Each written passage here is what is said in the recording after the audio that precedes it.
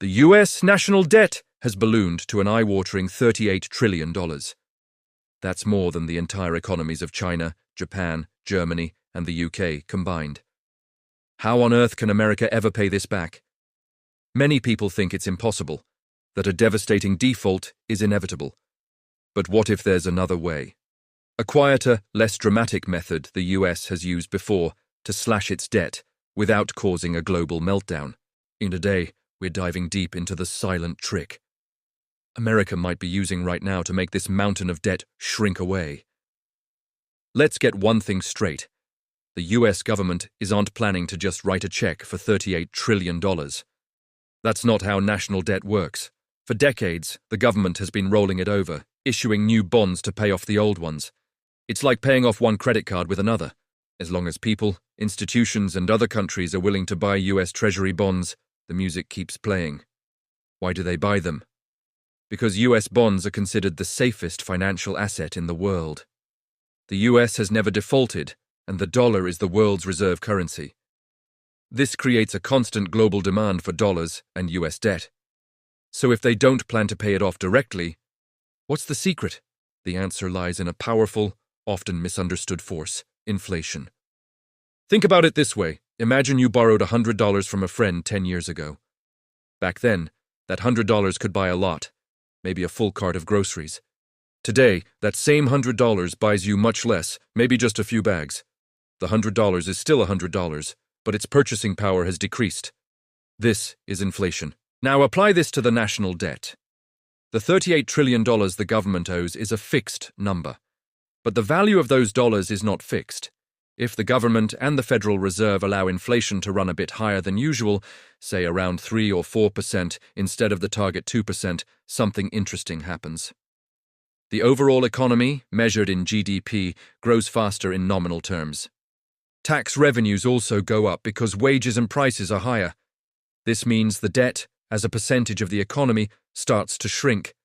The government is paying back old, more valuable dollars with new, less valuable ones. It's a subtle but incredibly effective way to reduce the real burden of the debt over time. This isn't just a theory, it's historical fact. The best example is the period after World War II. In 1946, US debt was a staggering 120% of its GDP, even higher than today's levels. The country was broke from the war effort.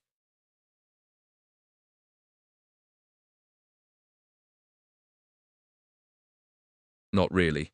Instead, the government and the Fed implemented a strategy known as financial repression. They kept interest rates artificially low, often below the rate of inflation. This meant that if you bought a government bond, the interest you earned was less than the rate at which your money was losing value.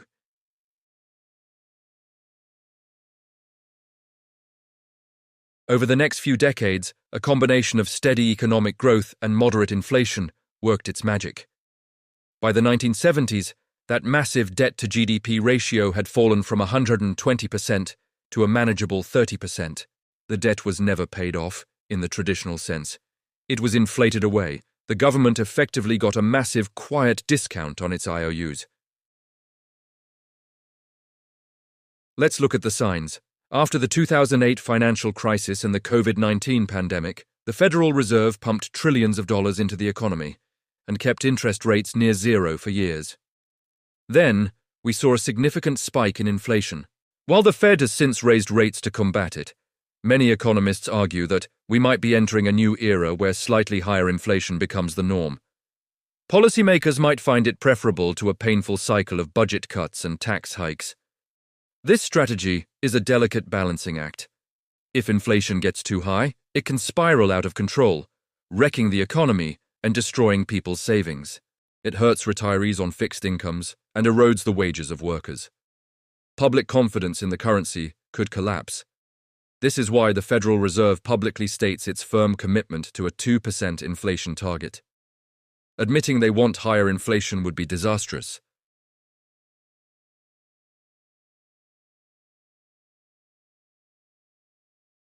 Just enough to chip away at the debt without causing a full-blown panic.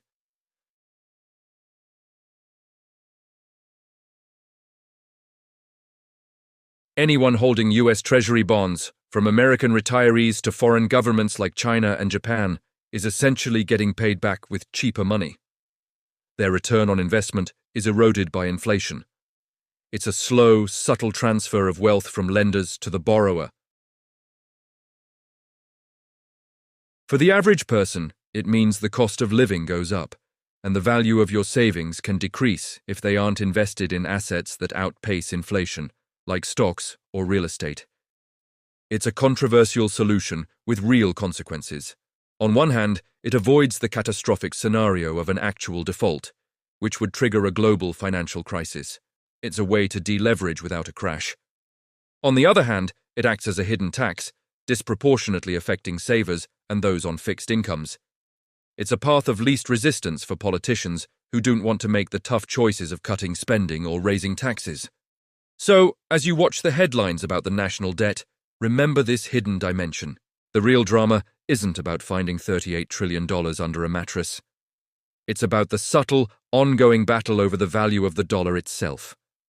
By letting inflation run just a little bit warmer, the US could be slowly, silently, and steadily whittling down its mountain of debt, just as it did decades ago.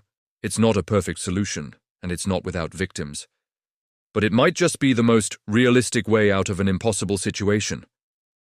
The great debt shrink-down may already be underway, happening so quietly you might not even notice it. Thanks for watching. If you found this explanation helpful, please hit the like button and subscribe for more deep dives into the world of economics and finance. See you in the next video.